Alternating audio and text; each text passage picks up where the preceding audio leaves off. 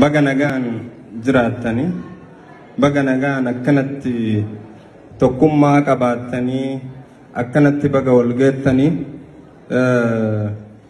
arra asirratti namoonni sila naduro dubbatan hedduutu jira jaraan of kolchaa jedhaani kanatti aansuudhaan waa'ee caalu waannu daqiiqaa 10 fi 15 keessatti dubbanneef hin dhuumiti san hujiin isaatuun dubbata Hacaaluun carra qabeessa nama gootummaan dhalatee gootummaan dhalatee gootummaan saba keetiif duun carraan kana caalan jiru.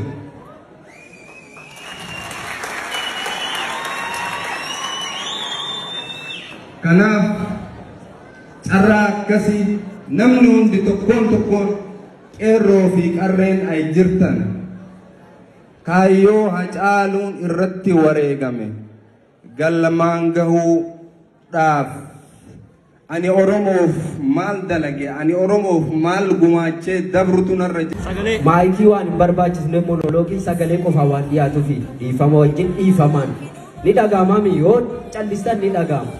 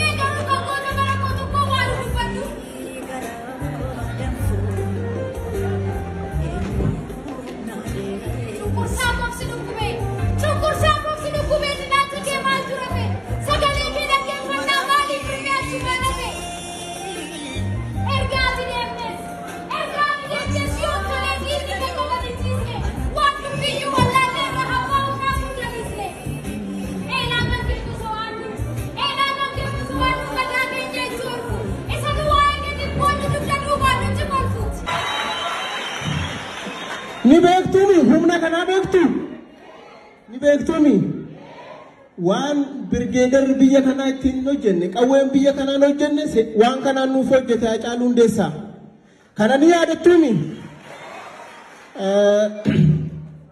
guyyaa irraa kana wanti nuti as dhufneef wanti isinis as keessanii asitti wal geessanii fi guyyaa Hacaaluu Hundeessaa itti wareegame guyyaa kana yaadachuuf guyyaan kun guyyaa itti goota jabaa itti dhabnedha.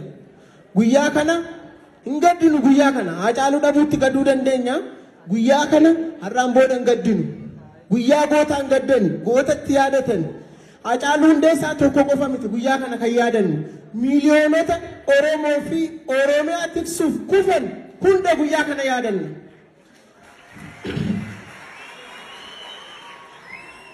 Guyyaa kana guyyaa itti kaayyoo keenya itti haaromsinudha guyyaan kuni guyyaa itti kan caalu tokkummaa keenya jabeeffannee kaayyoo ganama manaa baaneef san beeknee har'a maal keessa akka jirru beeknee gara itti dhaquu deemnu sanas addatti baafannudha guyyaa itti kaayyoo keenya haaromfannudha guyyaan har'aa kun kan biraa dhaamsan isinii qabu ani magaalaa Adaamaa keessatti qophiin akkanaa qophaa'uu isaatti hedduun gammada. Adaamaan magaalota Oromiyaa irraa wanta adda godhutu jira magaalaa Adaamaa kana. Magaalaan kun magaalaa hiree Oromoo murteessuudha. Magaalaa tokkummaa Oromoo eeguu danda'udha. Kaartaa Oromiyaa ilaaluu jira. Kaartaa Oromiyaa hin beektuumi. Bakki walitti dhiphoon sun Adaamaadha. Bakki walitti dhiphoon sun Adaamaadha. Asii yoo xiqqoo achi deemtanii naannoo Amaaraati. Asiin yoo achi deemtanii naannoo kibbaati. Diinonni keenya yeroo hedduu wiirtuu handhuura Oromoo kana kutuu fedhu.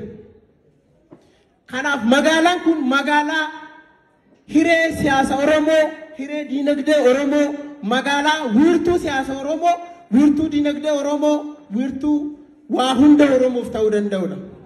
Kanaaf magaalaa kanarratti hundi keenya kan caalu akkanatti jabaattanii ogguun isin argu baay'een gammada. Kanaaf jabaadhaan isin jedha wanti nuti gochuu dandeenyu waan tokko qofa. Kaayyoo Haacaaluu Hundeessaatti jabaachuudha. Wanti nuti gochuu dandeenyu karaa Haacaaluu Hundeessaa dhiigannuuf sararee deeme hanga bilisummaa Oromiyaatti itti fufuu qofa. Hanga sanitti jabaannee qabsaa'uu qofa. Akkamitti qabsoomna? Naamusaan qabsoomna. Wal dhaga'uudhaan qabsoomna. Qabsoon bara kana naamusa caalu hin jiru. Wal jaaladhaa, wal kabajaa, wal tiksaa, wal irratti du'aa. Wal miidhuun yoo barbaachise diina keessan miidhaa. Duunoo barbaachise diina keessan ajjeesaa. Ajjeesuun yoo barbaachise diina keessan ajjeesaa. Kanaaf kanan isin jedha guddaan isin jaaladha. Jabaadhaa galatooma.